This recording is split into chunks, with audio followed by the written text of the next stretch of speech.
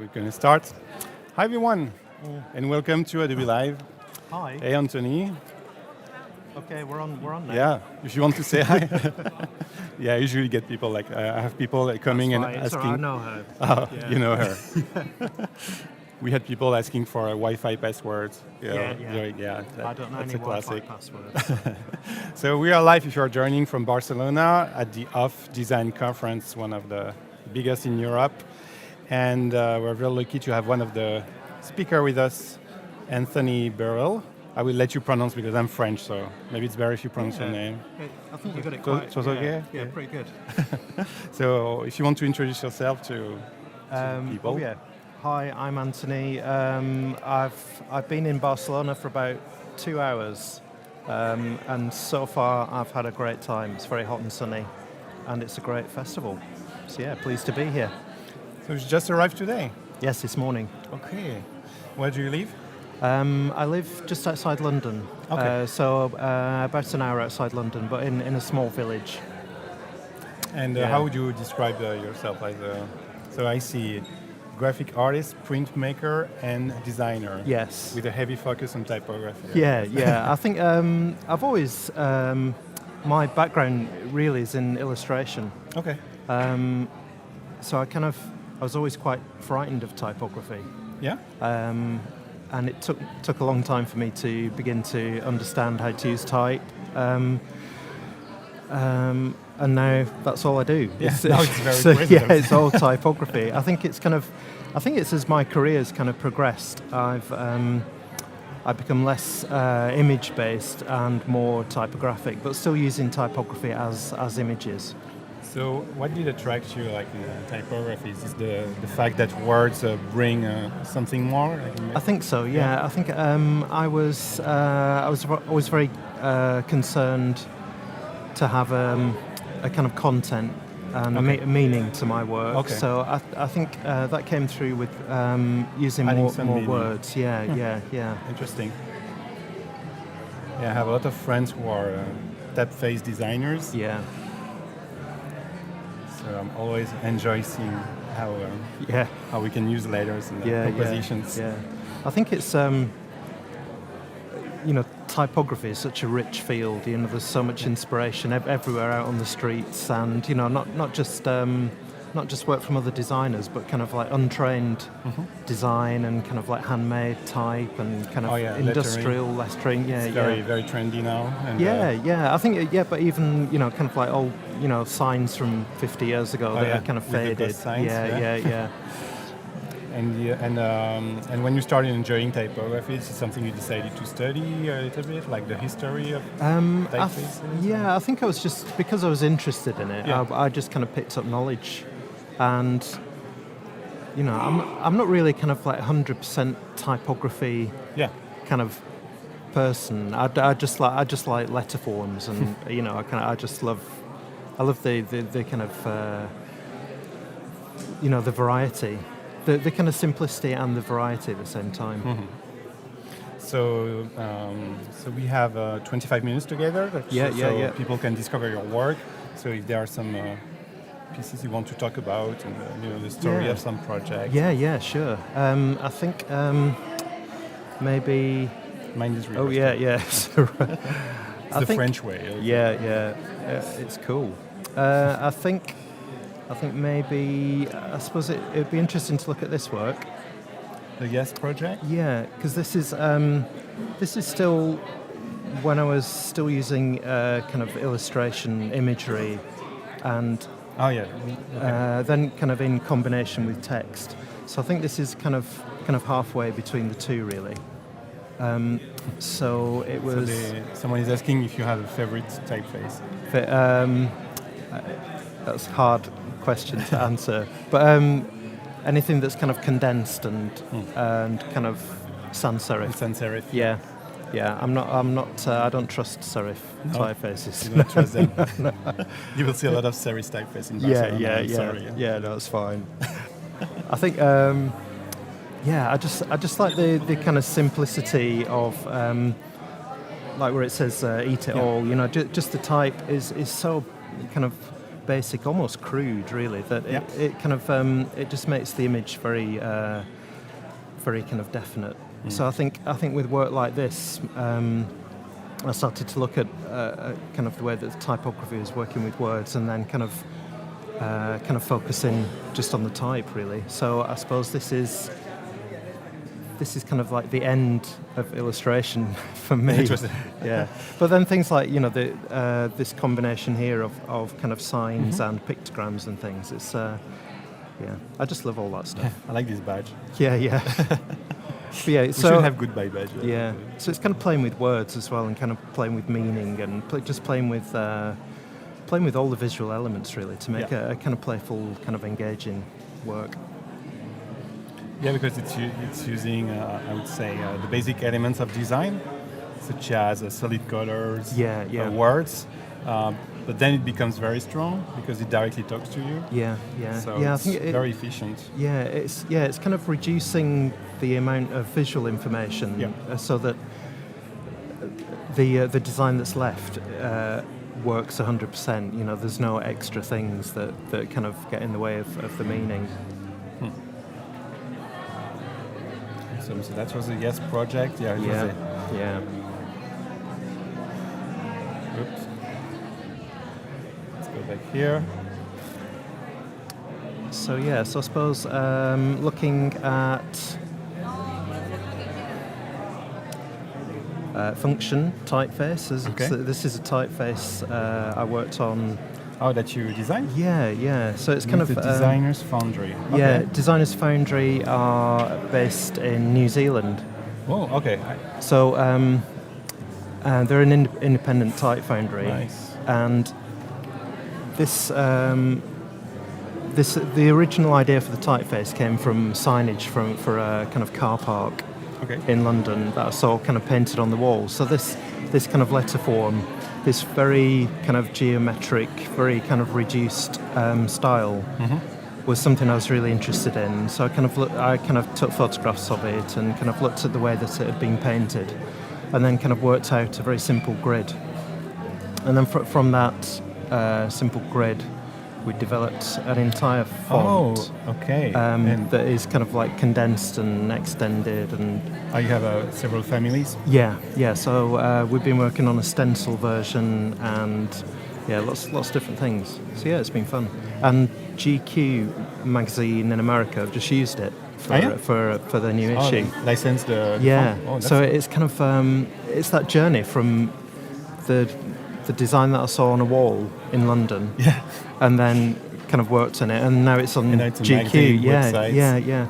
So I think it's really interesting how letter forms and typefaces can kind of make that journey. Really. I wonder if it's available on Typekit. Actually, I should check.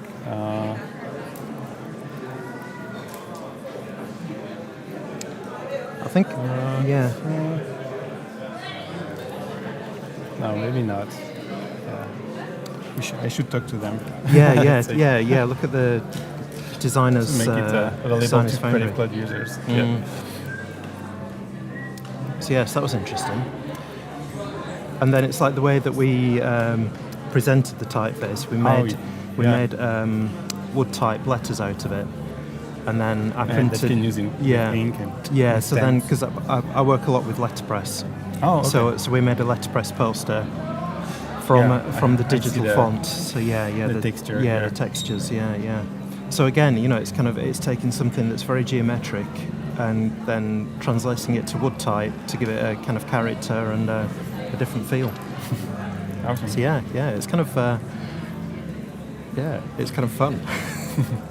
So what did you like in the process of creating a typeface? Because I know it's a very long process.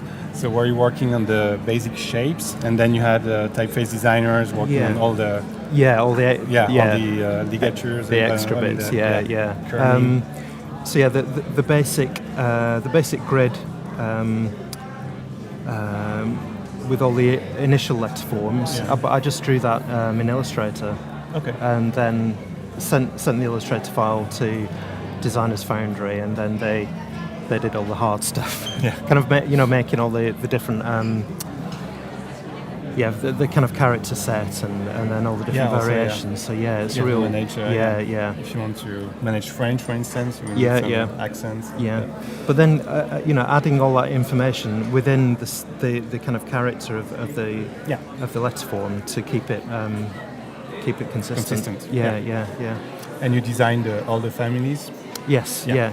But it's kind of it's very simple. I'm sure there are similar systems already existing, but I think it was an interesting process, really. Yeah, there are some foundries now where they have actually in-house software that can anticipate the font families, depending on the shape of the character. Then it will try to play with the weight, and then you can say, okay, that's the right move. But I think it's. But usually it's what you did, like it's a manual process where you make decisions.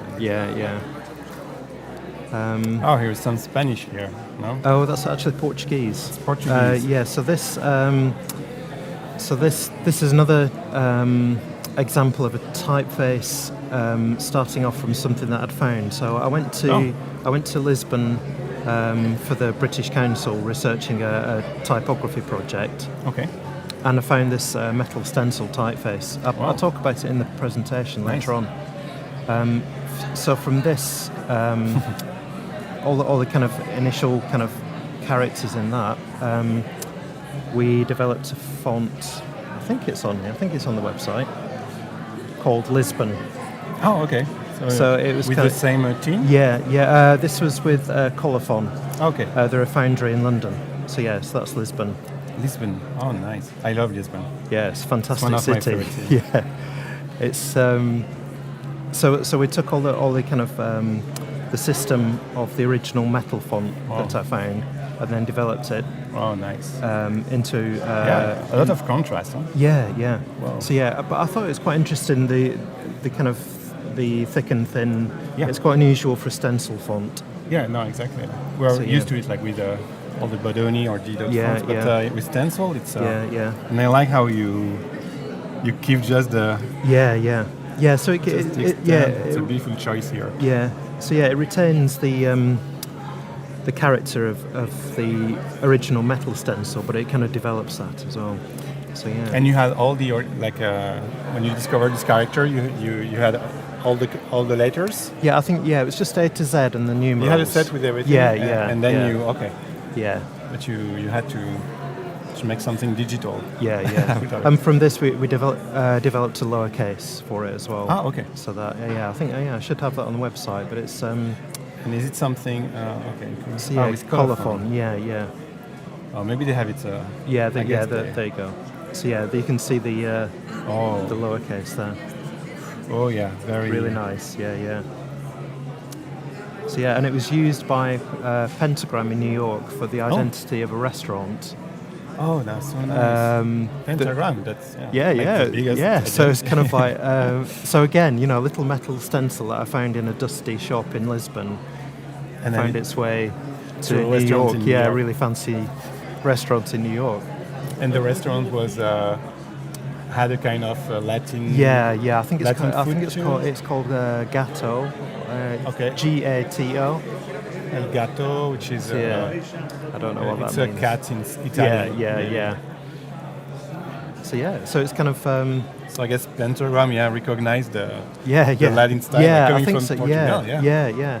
So it's kind of. It's when unexpected things like that happen. It makes the kind of story of the typeface interesting as well. But that's also something that is brought by Typefaces. It's all this culture, this history where you feel it's like there is this French typographer Jean-François Porches.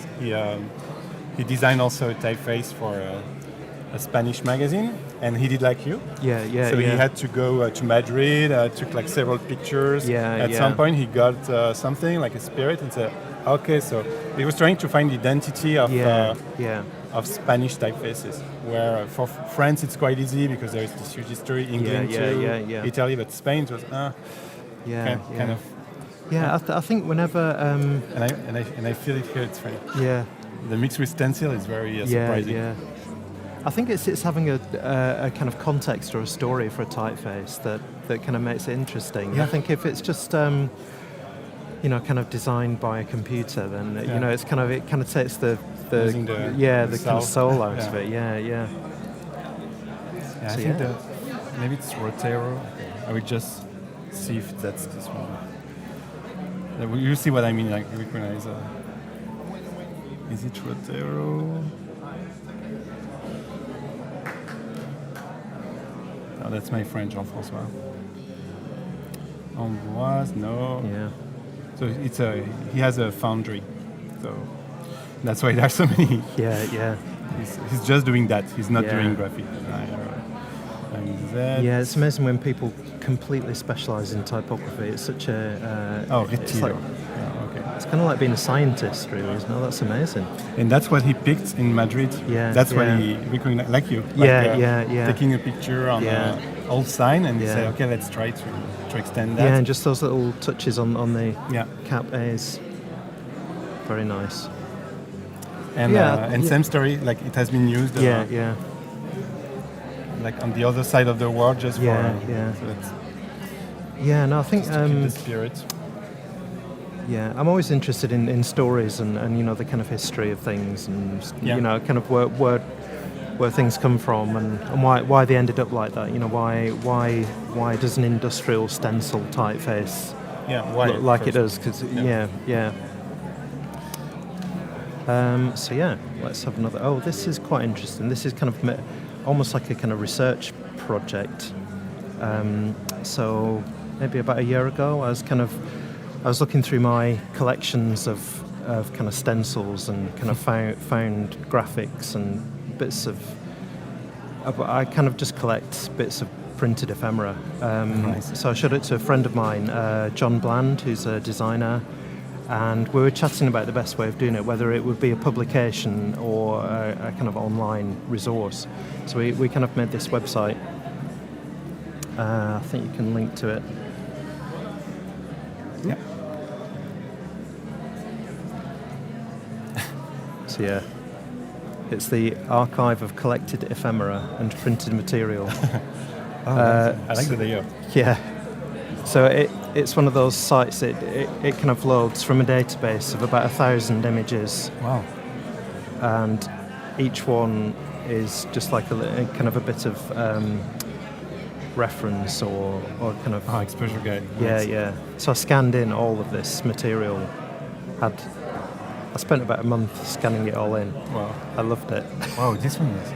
Yeah. Oh yeah, that was Is it satellite? I don't know. Flying saucer? Yeah, it's a flying saucer beaming down a signal. That was that was a rubber stamp that I made when I think it was probably just after when I was a student. I used to make lots of rubber stamps. Okay.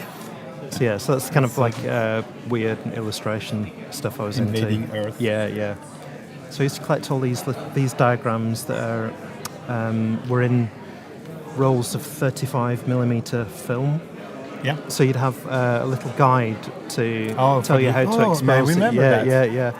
I remember these guides. Yeah. To learn about the exposure, the aperture. So when it's So I kind of collected all these, and I've got. Oh, it's so good. I've got a whole collection of that stuff. But again, it's almost like finding a typeface, or finding inspiration from something that's completely overlooked, really. Yeah. Yeah. And then who reads a manual? Yeah. It's always last resort, isn't it? So this is a kind of ongoing project, and then this kind of led into the book that I've just published. The Make It Now. So a lot of this kind of reference kind of went into the design of the book. So there's loads. You can spend all day looking. I will. I will. I love this. Oh yeah, that wiring diagram. Wow. But yeah, it's things that are, were never meant to be looked at as as design or art. It's a completely functional thing. Yeah. But it's so graphic. Yeah. But yeah, if you printed that as a huge screen print, it'd look great. On a T-shirt. Yeah. At OFFF, it would work. Yeah. Easy. But graphic design should is sell this. so easy. We should sell a T-shirt. Yeah. So yeah. So they started the game in the chat. So yeah, let us know in the chat what is your favorite typeface. Oh It's yeah. always funny to watch that. Yeah, yeah. Do we get back to my? Yeah. So. Yeah. Yeah. Who's that handsome man? An exhibition. Oh, I guess I will just type it again. I love the layout because it's very. And is it like random? Like if I go back the next day? Yeah. Oh, that's yeah. cool. It kind of it selects from a database, and it's all. It's kind of. But I just love that idea of emptying a box of material, and it just kind of.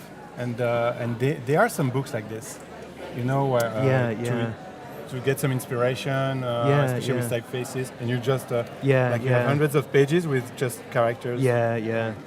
And I love these books. I think it's in a way kind of looking at kind of books and kind of printed material. It's more satisfying than kind of scrolling through things on screen. You know, you kind of have a bit more of a kind of feedback, physical. So what else? Oh, So we're talking about the book here. yes, yeah. Let's get on the book. Oops. Oh, okay. I know what happened. There we go. So so it's funny that it's Make It Now, because it's very Adobe. You know that? Yeah, is it? Like, like if you look at here, Make It on mobile. Oh yeah. Even here, it's a Make It Make It printed. Yeah. Make it personal. Like everything is Make It with Adobe. Yeah. That's And now you have that's the Bible of Adobe. Yeah. So it's a kind of physical object, and we kind of designed it. Whoa. Okay. So Is it your first book? It's kind of it's the first book with lots of text in it. I had a previous book that was a collection of posters. I see. But this has got text, kind of stories in it and things. So, but it's kind of a collection of work and kind of ideas about creativity and design. Oh, and, nice. Okay. Yeah. So you give some advices also, Yeah, like for young designers. Yeah. Cool.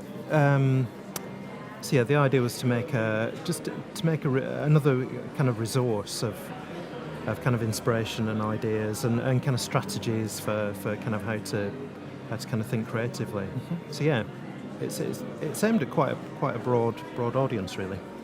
So yeah. Awesome. Yeah. Available in all good bookshops.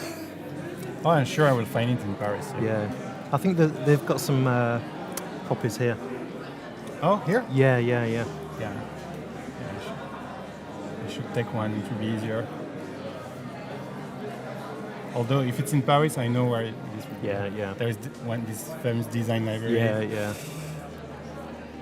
And what is it? So you work for it was an exhibition? Yes, yeah. So this is a commercial project. So I do each year I do probably 3 or 4 kind of more commercial projects. Okay. So for brands or? Yeah. Okay. So I've just done a project for Hermes. Oh. From Paris. Yeah. They must be very picky. Yeah. Yeah, it was great. It was the launch of a men's collection in Los Angeles. Ooh. So I did kind of a set of posters and kind of communication for it. Oh. So yeah, it was really cool. Yeah, Hermes is maybe the best luxurious brand in Paris. Yeah, but just strong history. Yeah. But now we're looking at the Jam, which is so kind the of Jam is it an event? Well, the Jam were a kind of punk band in the 1970s. Oh, so this is them. This is them? Yeah, back in the day. Yeah, they have the punk faces, I can tell. Yeah, bit of attitude. And that's Paul Weller, the singer and songwriter. So it's an exhibition of the archive in Somerset House in London. So it was kind of And so is it commission work in this case? And yeah. And did you have a connection with this music before? Is it music you love, or you just discovered it? Yeah, it was the exhibition curator invited me to work on the design. Okay. But yeah, they were my sister's favourite band. Oh, okay. So obviously I hated them. You had it was at home, like very Yeah, loud. yes. Oh, this is rubbish. But the kind of, as a kind of cultural phenomena, they're amazing band. So I worked on the kind of all the communication posters and kind of graphics within the exhibition.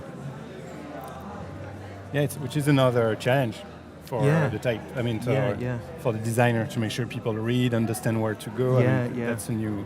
So I worked with the kind of commercial projects. I worked quite collaboratively. And the rest of the time, it's more about your personal work and as an artist. Yeah. Because I saw on the web that you had an exhibition of your work also. Yeah. I've got I've got an exhibition next month in Portland. Oh, nice! Such a creative season. Yeah. I haven't been yet. So it's my like first now visit. It's one of the best creative scenes. Yeah. So really looking forward to that.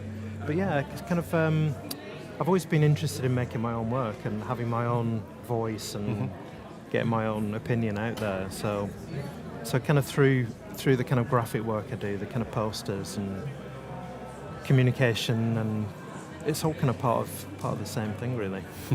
So yeah. Awesome. Poe. Yeah.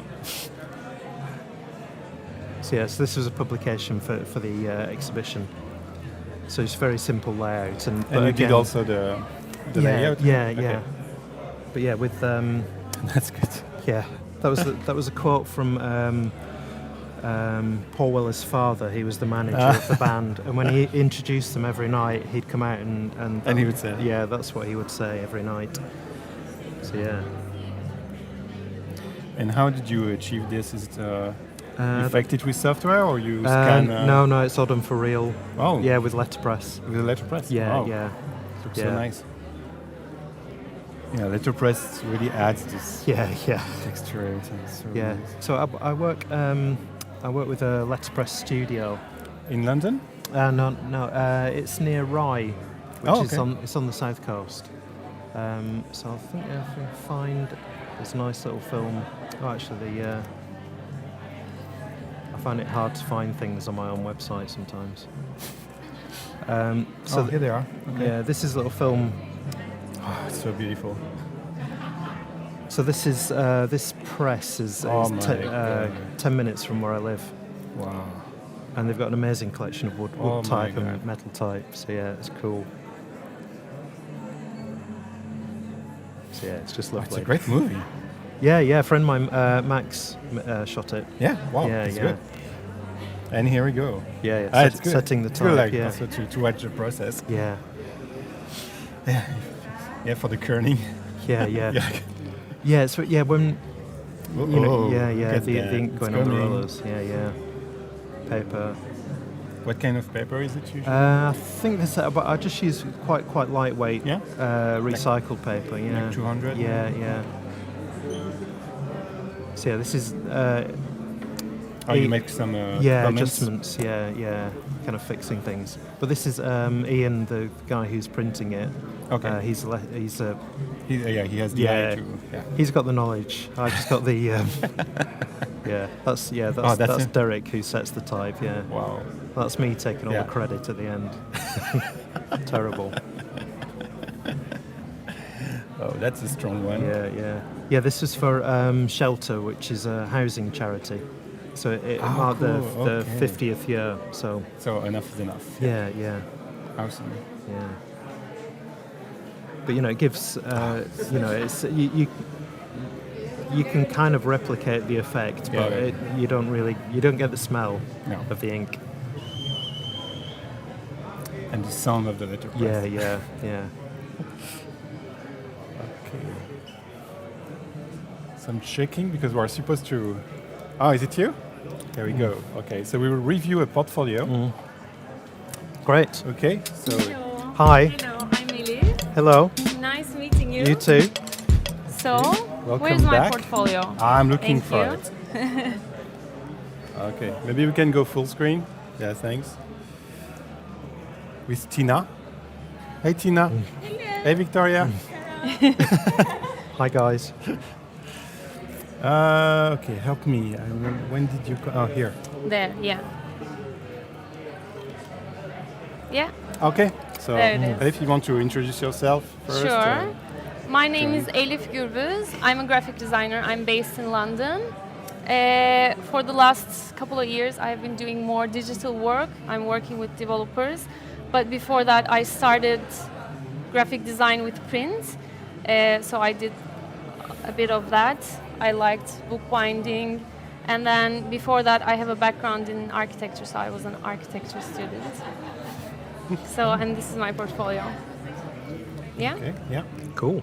Cool. So, Anthony, there's something that Yeah, you would can like. you can you kind of zoom in on don't show us like 2 or 3 of your key pieces that you'd like to speak about? Sure. Go for it. So the first one, so for you, I picked more, I picked more like typographic work that I Okay. did. Yeah, I thought that would be interesting. I to like get it. I feedback like on. type. Yeah, I like type too. Yeah. We all you like know. type. Type Yeah, is good. I had a quick look at your site you the did? other day, and yeah, I really like this one.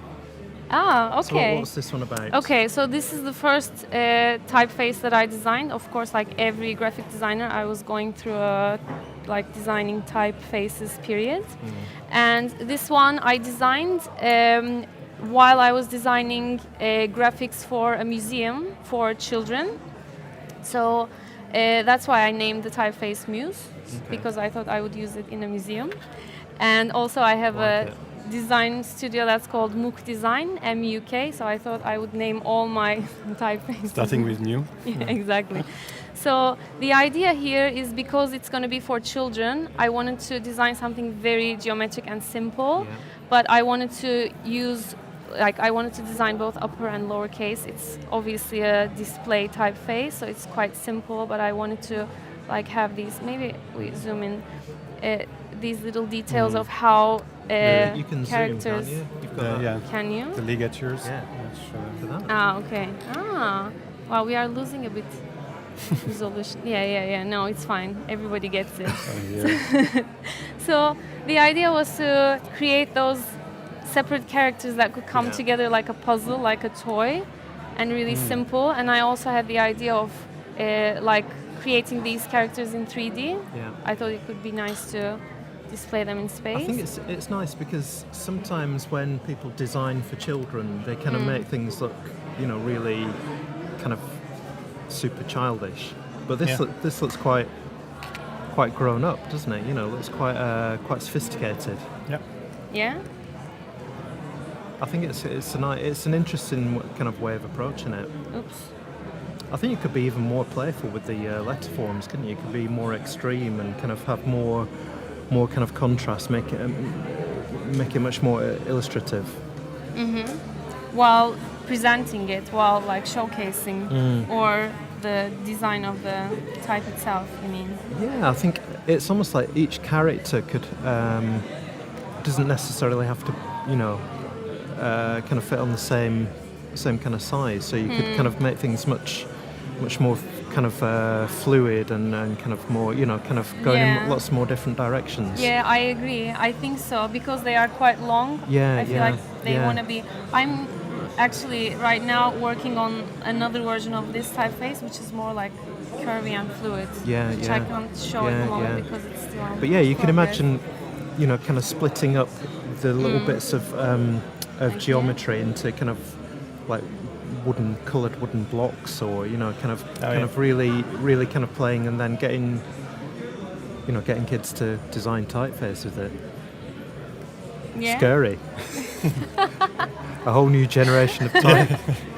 But yeah, I like all the kind of contrasts and things. But yeah, it'd be nice if if the P was like kind of a giant P, or it's kind of really Okay. I really see. kind of push in a way push the legibility, so it kind of makes it more of a kind of puzzle for kind of kids to kind of play with. Yeah, I think it's a very good point. Yeah, make it less graphic designy and a bit more kind of playful. Okay. Yeah, I think that's a very good idea. Cool. Thank you. Pleasure. Shall we move on to another project? Definitely. Okay. So for the next one, I picked this, which is also a rather recent project. So I was working for Jonathan Barnbrook two years ago. And when I was at the studio, Brandalism approached to us, and Brandalism is this like organization that brings together artists and designers to like design for different causes. And for this case, it was about the climate change conference in Paris. So they asked us to design these like campaign posters for creating like awareness for climate change and like asking big corporations to take action for environmental causes. So we teamed up with a photographer, and he gave us these like really like black and white film noir style character portraits.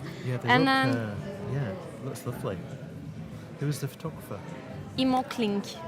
He's German. He's based in London. He's pretty. It was really nice working with him. So I decided to, inspired by these vintage looking photographs, recreate these like vintage ads for example, like cigarettes, where they were advertising cigarettes, like doctors were saying, yeah, you should use it. It's good for like weight loss. So it's good for your lungs. Really, it's a really good thing to do. Yeah, exactly. So I created this campaign that was like, you know, like from these like evil villains saying like, why do we care about climate change? Like, for example, this lady saying my grandchildren would never see polar bears. I never saw dinosaurs and I'm fine. So I wrote the copy as well. Yeah. And then based on this idea, but I still wanted to make it look a bit more contemporary, so I like mixed up the two styles so it wasn't too like vintagey. But yeah, basically the idea was to, and like creating these, So what are the colour blobs about? That was referencing the like change of the climate, the temperature, and that is becoming like more and more and more. Yeah, exactly, like a heat map, getting more and more like warm, and then burning the picture. Exactly, burning like it a little bit. Yeah, and then distorting it somehow. And so these are some of the copy. For example, this is, you can get hit by a bus tomorrow. So why is global warming your problem? And this one, when my son will take over my business, he will destroy the planet like I did. And things like that. So, and then these posters were printed by Brandalism. Obviously, they organized everything and they put up the posters overnight, and then they got taken down the next day, but it got like lots of attention on social media. This is them putting up the posters, and then these are the photos without, and so that's it. Nice. Curious it's kind of taking that because always with kind of like environmental issues, there's a kind of visual language that already exists. It's kind of everything looks very kind of kind of wholesome and kind of handmade. But these images are very quite sort of disturbing, kind of quite creepy images, aren't they? And these kind of blobs makes it look quite kind of science fiction-y, kind of weird vision of the future. Kind of, and then with the copy line, it's kind of I think as a it's almost like you can imagine it sort of turning into a film or something. Kind of these people kind of becoming real characters and kind of it's really nice. But and completely different from the last project. Yeah, it is. No? Cool. Anything Nice. else about this one? I think it's I like it. I think it's just as kind of like images. They're kind of quite intriguing images. So if you saw them, you'd be kind of not quite sure what it was talking about until you kind of looked a little bit closer. So I think it's always interesting to, kind of when making images that are completely kind of fresh and kind of new looking. For me this is very, it kind of looks very as if it's kind of come from outer space. Yeah. But a kind of weird version of reality. So it's quite science fiction-y, I think. Cool. Yeah. Nice. Do we have time for maybe one more? one more? Sure. Okay. Maybe we can show this one. Yeah. This is also quite type-based, but it's again printed project. So this is a art and design journal that we designed with 5 of my designer friends at Santo San Martins. This is a journal that's called UQ that Santo San Martins publishes every year. Right. And that particular issue was about the abject art, which is like quite disturbing. It consists of disturbing subjects that the artists deal with. So we decided to attempt to translate that concept into the graphics. We use like really simple type-based visuals, and then because it's an art journal, obviously we would have lots of art images, so we wanted to stay a bit like in the background. Yeah, I think when you're designing for artists, I think the graphic design has to really step back and be quite kind of restrained in some cases anyway.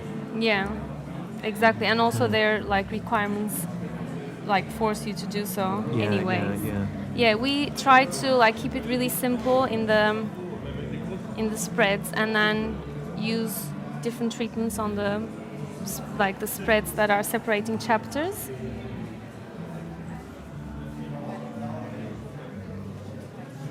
So how many artists were involved?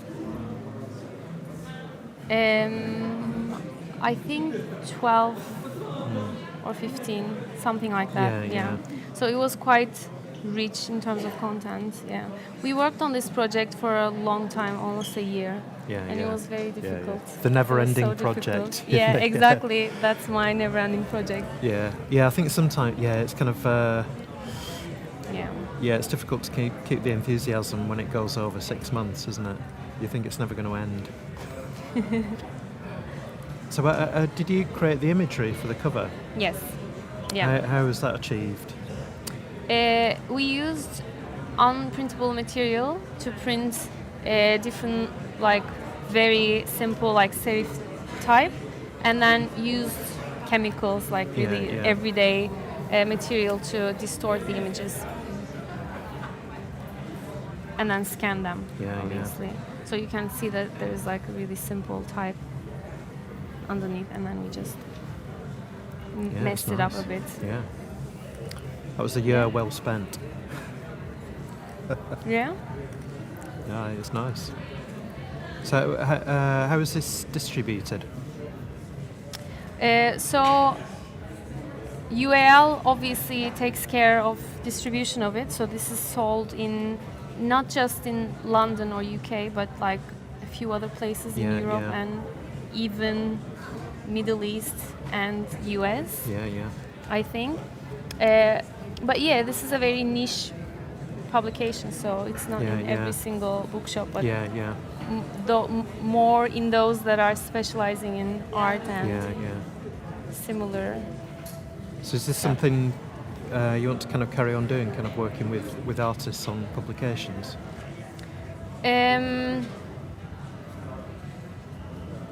Not sure.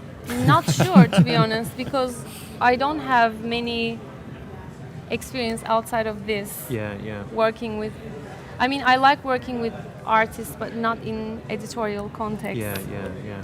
So I don't know. I mean, this was still, even though it was quite hard, it was a very fun project. Yeah. Well, I think it's like anything. You know, it's a kind of learning process, isn't it? And kind of then working with other people, and working with other people's imagery. It's you know, you have to be very kind of respectful, especially you know, if it's an artist's work, they like to have it represented in the best way possible. So yeah, you can't just stick a lot of type over the top of it. And Yeah. Cool. Great. yeah, it's cool. Great. Yeah. Thanks, Ellie. Yeah, time's Yeah. up. Okay. Thanks for sharing. Cool. Awesome. Thank Thanks you very very much. much. Yeah, Looking yeah. forward to this afternoon. Yeah, me Yeah, too. for the talk. Yeah, it's good to be- Yeah, it's gonna be great. yeah. Okay. Thanks very much. Bye bye. Bye. Bye. Oops. Okay, and we have one more portfolio to review. Okay. We have like 7 minutes. It's by someone from Belgium, Right. apparently, who might be in the chat actually. So let Okay. us know, Tishvine Nieuwenhuizen. Yeah, it's not super easy to pronounce, but Yeah. if you are here, that would be cool. Let us know, Tish. Okay. So what should we open? Something recent. Yeah, that Okay, looks Consumer interesting. Society, Useless Materials, projects was awarded by jury. Okay. Screen printing. Mm. Oh, I see. That's beautiful. strong. Yeah. Yeah. Oh, that's the size. Okay. Yeah.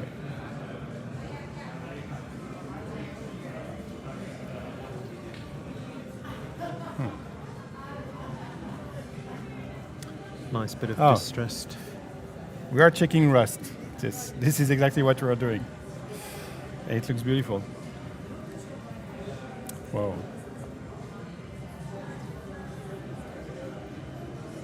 Yeah, it's really nice. Again, it's very kind of physical. Yeah. Oh, here we go. Working hard, working hard. Yeah. Just checking if he added some Yeah, text. yeah. Okay. Choose a transformation of rusted, of rust objects to pigments. Okay. Okay, so he extracted the rust. Mm. And it became an ink with two variants. Wow. Yeah, it's great. You know, there's no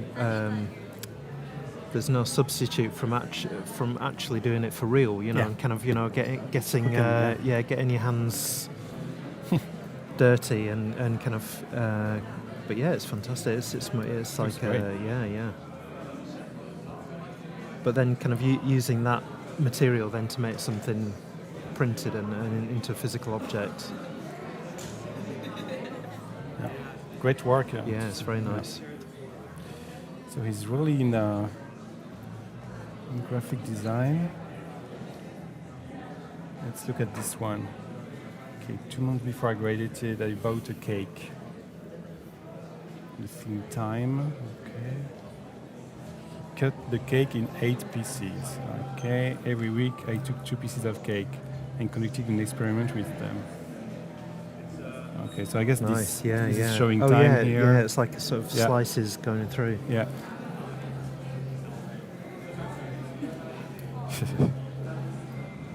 Again, it's a very, it's a quite an analytical approach, isn't it, to kind of taking objects and kind of pulling them apart and being quite kind of scientific, and that's really, really nice.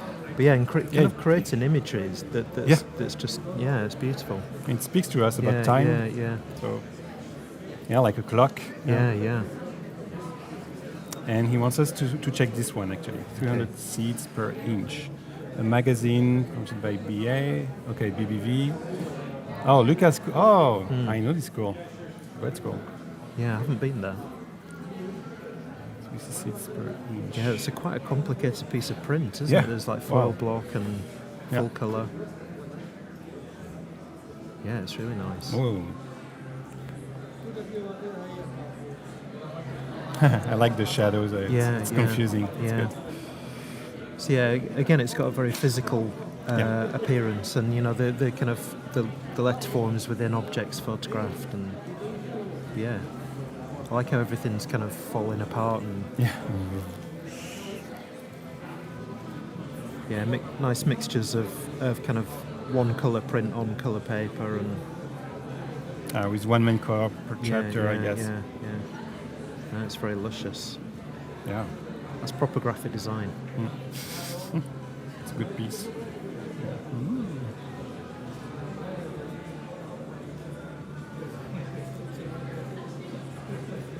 Yeah, it's very nice. Yeah, it's lovely.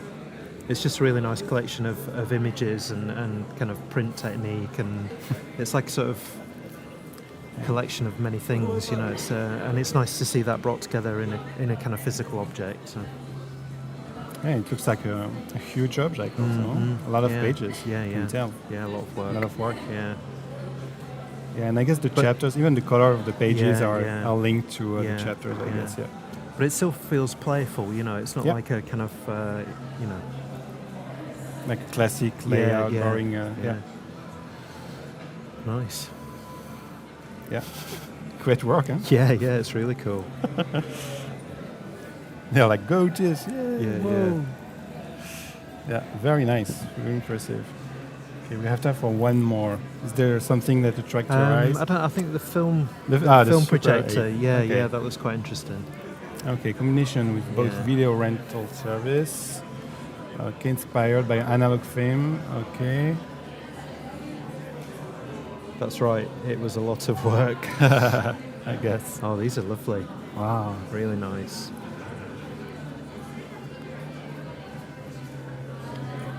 Really nice. Also, you feel the old printing technique. And just like, quick and dirty in your district. You had this printer. You want to communicate, and you had this iconic pictures from the 70s. Yeah, that's what's her name? She was a Charlie's Angel, wasn't she? Isn't it Sarah Fawcett? No. Yeah, Farrah Fawcett. She was married to the $6 Million Man. Oh yeah, they were together. Yeah. Wow. You know. Well, this is nice. Really nice. And he found the original projector. So I wonder if they look like they're all sprayed. Yeah. It makes sense. Yeah. It's fantastic. Yeah, it's good because Tish always try. To add this.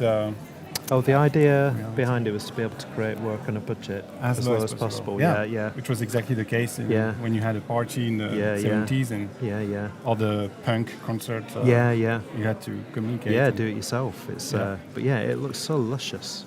I like that image. It's like a projection on it. Yeah. Aimed at young adults. Yeah. No, it's really nice. Yeah, super efficient. Yeah. But it's awesome. It's time to say goodbye to our friends. Good job. It's super impressive. You know? Yeah, fantastic. Really looking forward to see your future works, future projects. But Rust is very impressive. Yeah. A lot of work. Yeah. Good job. Yeah, cool. And thank you, Anthony. Pleasure. It was really a pleasure to have you on the stream. It's good fun. And thanks for sharing your work and your pleasure. insights. It was awesome. And so, my friends, we will be back in 5 minutes. At the top of the hour on Adobe Live, and the next guest will be Lance Wyman, who is an established graphic designer, we could say. I'm going to hang around. I'm going to stand there for that one. Okay, that's great. Yeah. Thank you, Anthony. Yeah, thank you. Pleasure. Thanks very much. And see you in 5 minutes. Bye everyone. Guys.